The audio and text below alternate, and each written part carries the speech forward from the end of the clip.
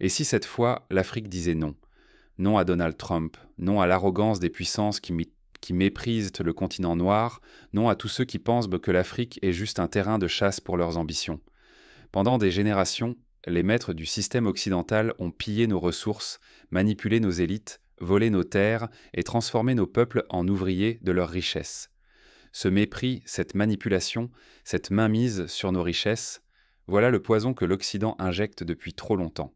On a voulu nous imposer des modèles, des dettes, des bases militaires, des sanctions et même des aides qui ne servent qu'à renforcer leur chaîne. Mais aujourd'hui, l'Afrique ne baisse plus la tête. Elle ne tend plus la main pour demander la permission d'exister. Un nouveau feu couve, un réveil profond qui embrase la jeunesse, les femmes, les peuples de chaque coin du continent. L'Afrique n'est plus spectatrice de l'histoire, elle en devient l'autrice. Ce n'est plus aux puissances étrangères de dicter qui nous sommes. L'heure est venue d'imposer notre voix, de proclamer notre souveraineté sans attendre la validation de quiconque. Mais ce choix d'émancipation est une question de vie ou de mort. Si l'Afrique échoue à se libérer, elle risque de perdre à jamais le contrôle de son or, de son pétrole, de ses terres, de sa dignité et de condamner ses enfants à un avenir de servitude. Le prix de la soumission serait un effacement définitif, une disparition silencieuse de notre voix sur la scène du monde. L'Afrique n'a pas à espérer une place. Elle la prend sans compromis. Mais comment en sommes-nous arrivés là, sous cette domination qui paraît naturelle à certains? Où commence vraiment ce système qui nous enchaîne?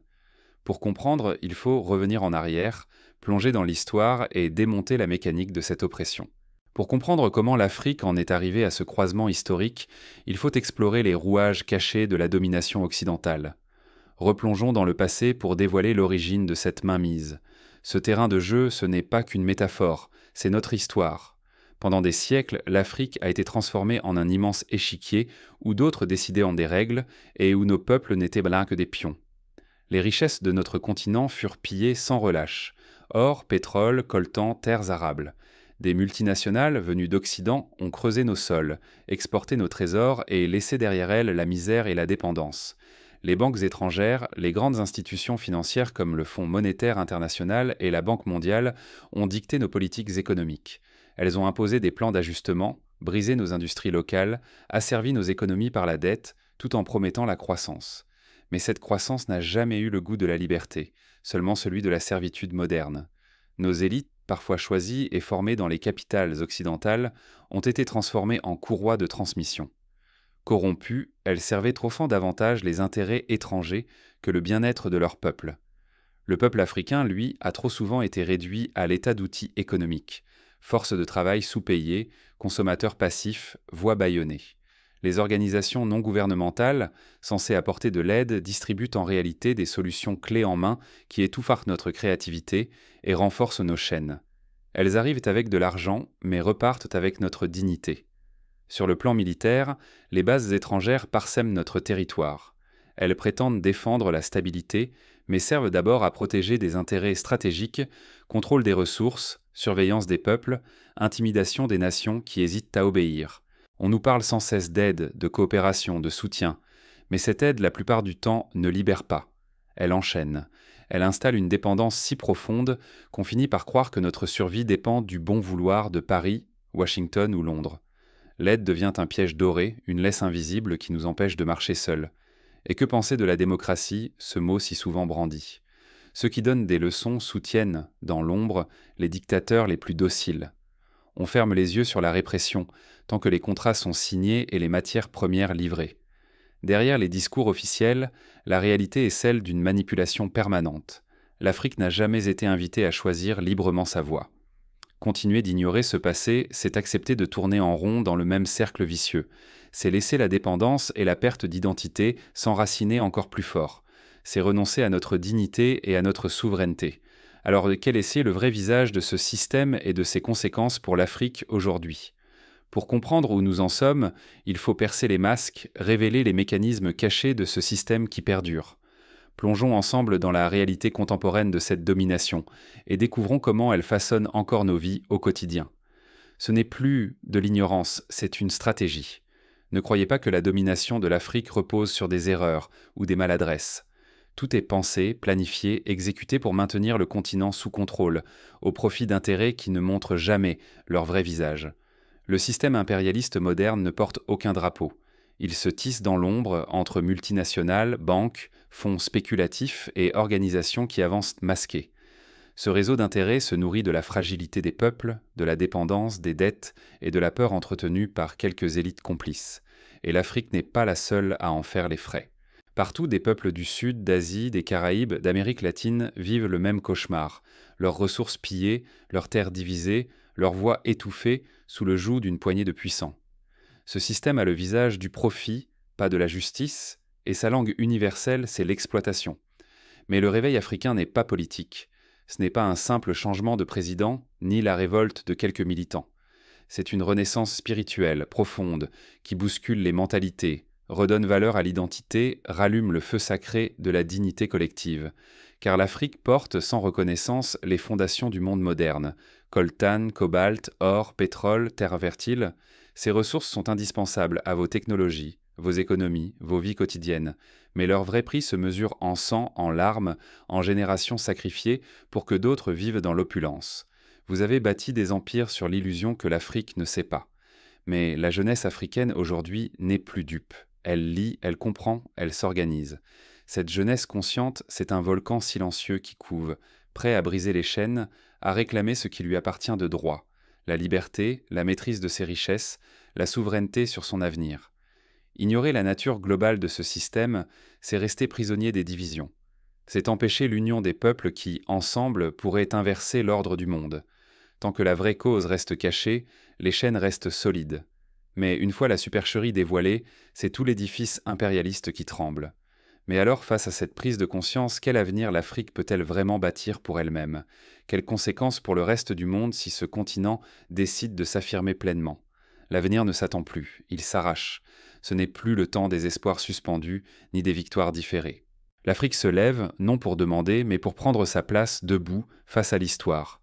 Fini l'époque où notre continent n'était que le spectateur du monde. À présent, l'Afrique devient actrice, bâtisseuse de son propre destin, fière de ses forces, maître de ses choix. Nous ne tendons plus la main pour supplier, nous la levons pour créer. Nous refusons le modèle d'intégration dicté par l'Occident. L'Afrique ne veut plus être arrimée à un système économique et monétaire qui ne lui ressemble pas, qui l'appauvrit et la divise. Il est temps de repenser nos structures, de reconstruire nos échanges, de concevoir notre propre monnaie, forgée par et pour nos peuples. Le véritable développement ne se mesure pas en chiffres dictés depuis l'étranger, ni en indices décidés par d'autres. Le vrai progrès se fonde sur la dignité retrouvée, sur la conscience partagée, sur la liberté de dire non, non à l'humiliation, non à la dépendance, non à la mendicité politique ou économique. Affirmer cette voie n'est pas qu'un choix, c'est une nécessité vitale.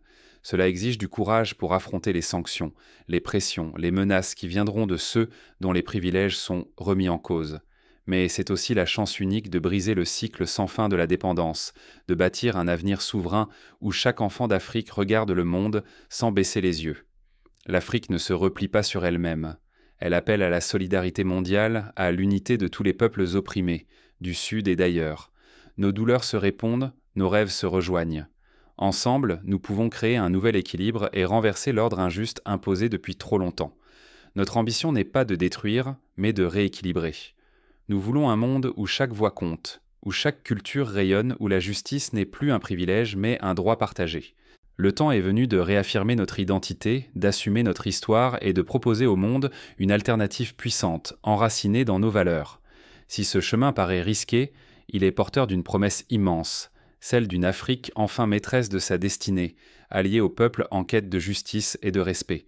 Mais comment transformer ces paroles en actes concrets au quotidien ?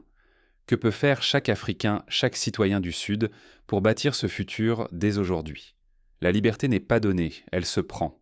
Personne ne viendra offrir à l'Afrique ce qu'elle doit conquérir par elle-même. À chaque génération, la même question. Serons-nous spectateurs ou bâtisseurs de notre destin? Changer de héros, c'est le premier pas.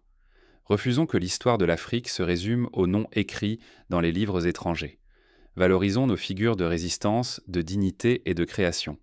Parlons de Sankara, de Lumumba, de Funmilayo Ransome Kuti et de Samori Touré, et faisons connaître ces visages aux jeunes, non comme des reliques, mais comme des modèles vivants d'émancipation. L'heure n'est plus à la copie des institutions héritées de la colonisation. L'Afrique doit inventer ses propres institutions, créer ses monnaies, bâtir ses industries, concevoir ses systèmes éducatifs adaptés à la réalité de ses peuples. Ne plus dépendre des banques occidentales, des technologies importées, des modèles qui ont échoué ailleurs. C'est en maîtrisant la connaissance, la technologie et l'économie que la souveraineté devient réelle. Refuser la soumission, c'est refuser la honte. Cultivons la fierté d'être africains, la certitude que nos langues, nos terres, nos cultures n'ont rien à envier à celles du Nord. Éduquons nos enfants à ne jamais courber l'échine, à interroger le monde avec confiance, à construire avec audace. La conscience collective n'est pas une utopie, c'est la force qui détruit la peur et rallume la flamme de la dignité. Unir les luttes, c'est comprendre que l'Afrique n'est pas seule. Les peuples d'Amérique latine, d'Asie, des Caraïbes partagent point nos blessures et nos rêves. Quand nous tissons des liens, nous devenons une force irrésistible. Notre combat dépasse les frontières, il fait tomber les murs de la division et affaiblit l'ordre impérialiste. À chaque génération, la même responsabilité, ne pas laisser à d'autres la définition de l'avenir africain. Renoncer à s'engager, c'est abandonner nos terres, nos ressources, nos enfants aux mains de ceux qui ne rêvent que d'asservissement. Mais chaque acte aujourd'hui, aussi modeste soit-il, prépare la liberté de demain. Il est temps d'agir, il est temps de bâtir, il est temps de jurer que plus jamais l'Afrique ne sera définie par d'autres que par ses propres enfants.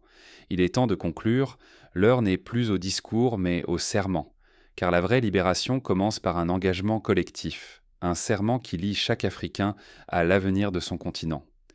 Plus jamais esclave, telle est la promesse. Ce serment ne s'adresse pas qu'aux générations présentes, mais à toutes celles qui viendront. Aujourd'hui, nous jurons, la passivité ne sera plus jamais notre refuge, la servitude ne sera plus jamais notre horizon. Choisir d'être libre, c'est refuser chaque jour de courber l'échine, c'est honorer la mémoire de ceux qui ont combattu avant nous et défendre l'honneur de tout un continent. Ce choix, il est difficile, il exige de la vigilance, de la solidarité et du courage, mais il est la seule voie pour préserver nos ressources, nos cultures et notre dignité. Nous savons désormais que la liberté ne s'octroie pas, elle se conquiert et se protège à chaque instant. C'est un devoir collectif, surveiller, dénoncer, s'organiser, pour que jamais plus nos terres, nos richesses, nos enfants ne servent un maître étranger. Nous devons porter ensemble la mémoire des blessures, mais surtout la lumière de notre renaissance. Nous faisons le serment, ici et maintenant, que l'Afrique ne sera plus jamais un terrain de jeu pour des puissances étrangères. Plus jamais nos dirigeants ne devront choisir entre trahir ou mourir. Plus jamais nos peuples ne devront vendre leur avenir pour quelques promesses creuses. Ce serment, c'est aussi un appel. Chaque Africain, chaque sœur, chaque frère est désormais le gardien de la liberté et du respect de notre souveraineté. Nous invitons tous les peuples opprimés à s'unir à cette veille, à cette vigilance partagée, car nul n'est vraiment libre tant qu'un seul est asservi. L'Afrique porte aujourd'hui la voix de tous les humiliés, de tous les exploités, de tous ceux qui refusent l'oubli. Notre dignité, nous la gravons dans l'histoire. Notre honneur, nous le brandissons comme bannière. Notre avenir ne s'écrira plus sans nous, ni contre nous. Debout, ensemble, nous proclamons la fin de la soumission et l'avènement d'une Afrique souveraine, fière et unie. Plus jamais esclave, telle est notre promesse, telle est notre vigilance, telle est notre force partagée.